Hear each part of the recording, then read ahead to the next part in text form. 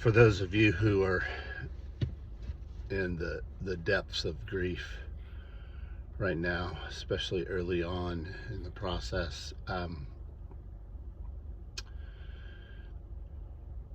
just want to make a comment. I'm not a therapist, and I'm no expert on it, but I want to make a comment here on trauma. Death, under any circumstances, is traumatic, because it's not the way it's supposed to be. Even Methuselah in the Bible, who lived to be 969 years old or whatever, it was not time for him to die. And so death by itself is traumatic. It strikes against our deepest soul selves. But for those of you who may have experienced a sudden, very acute death of a loved one, it can be very, it can really turn your whole world upside down, and your brain really often has a hard time coping with it. That was the case with Jen. Um, I haven't told the story in full on here, but Jen was. We both woke up early in the morning, and on a Saturday, July 20th, and she complained of some indigestion, and she had complained of that before, and I just told her to try to go back to sleep, and she took a few Tums and thought it was no big deal. I went downstairs and made breakfast and was reading the news when I got a text from her about an hour later saying that the heartburn or the indigestion is not going away. I'm worried. Please come upstairs. And so I dropped what I was doing, went straight up. As I was going up the stairs, I heard we have a dog bowl in the bathroom, and that I heard that dog bowl clank on the bathroom floor, and so I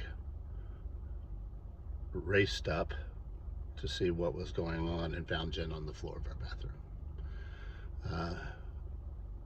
I don't want to get into the details, but it was she was largely unresponsive, though she had this agonal breathing, which was so hard to see. And I called 911, and I started doing CPR. Meanwhile, my youngest daughter was downstairs, still asleep. I called 911,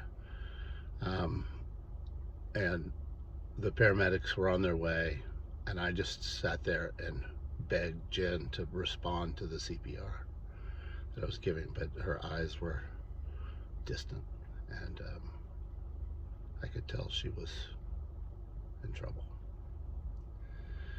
I probably did CPR for 10 minutes, maybe 15. I was just dripping wet with sweat.